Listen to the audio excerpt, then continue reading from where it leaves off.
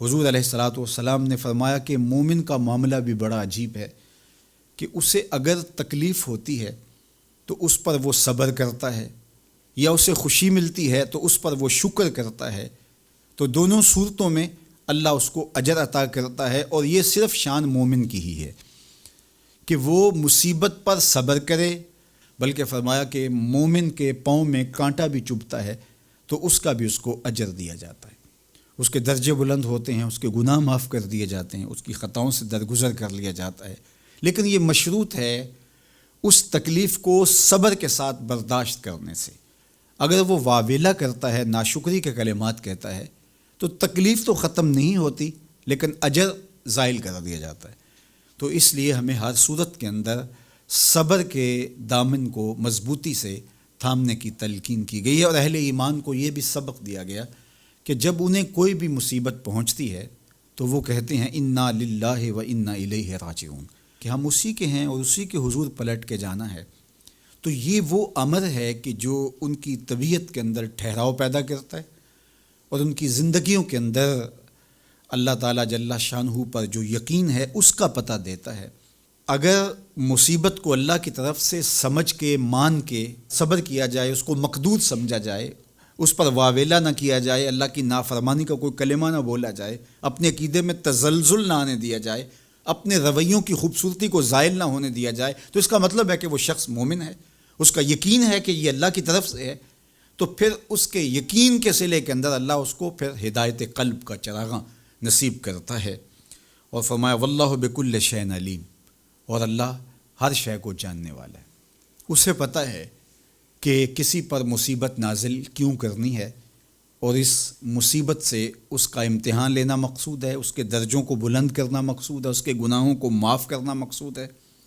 اس کو کسی آزمائش میں ڈال کر کے اس کو مزید کندن بنانا مقصود ہے، یا اس کا کیا مقصود ہے، اس کو سزا دینا مقصود ہے، یہ اسے پتہ ہے۔ تمہارا رب تمہاری طرف آنے والی جو تکلیفیں ہیں ان کے اندر ہزارہا پنہا حکمتوں سے واقف ہے۔ یہاں یہ بات بھی سمجھنے کے قابل ہے کہ جو شخص مصیبت کے آنے پر صبر اور استقامت کے ساتھ اس سے نپٹتا ہے اور اللہ پر جو اس کا یقین ہے اس میں تزلزل پیدا نہیں ہونے دیتا، کل من عند اللہ، اے محبوب فرما دیجئے جو کچھ ہے وہ تمہارے رب کی طرف سے، یہ اس کا خیال اور فکر ہے کہ یہ میرے اللہ کی طرف سے، تو پھر اس مصیبت کو ٹالنے والا بھی وہی ہے۔ تو اگر یہ اس کا عقیدہ پختہ تھا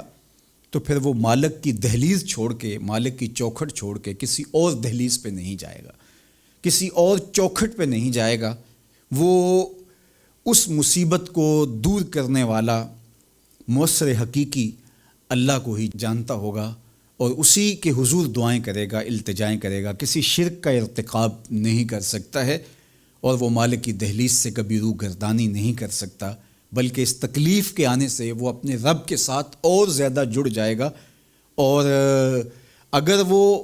صبر کرے تو یہ اس کا ایک مرتبہ ہے کہ وہ حوصلے کے ساتھ اس تکلیف کو برداشت کرے، اور دوسرا مرتبہ جو اس سے بڑھ کر ہے کہ اس پہ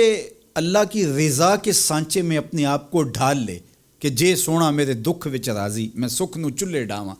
اگر وہ اس بات پہ راضی ہے تو کوئی بات نہیں ہے، میں اس پہ راضی ہوں کہ میرے رب کی یہ رضا ہے۔ تو یہ دونوں چیزوں